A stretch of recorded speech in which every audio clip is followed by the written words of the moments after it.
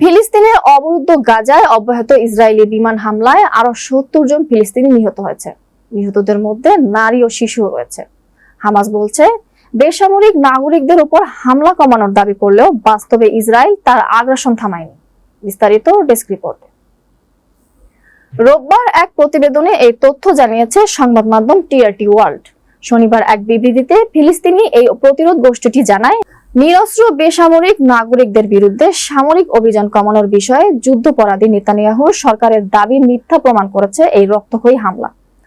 Hamas আন্তর্জাতিক সম্প্রদায়, আরব ও ইসলামী দেশগুলোর প্রতি আহ্বান জানিয়েছে তারা যেন আইনগত ও মানবিক দায়িত্ব পালন করে ফিলিস্তিনিদের সুরক্ষা নিশ্চিত করে, ত্রাণ সহায়তা জোরদার করে এবং ২ বছর ধরে চলা নিধনযজ্ঞ ও গণ অনাহার বন্ধে ইসরায়েলের উপর চাপ বাড়ায়।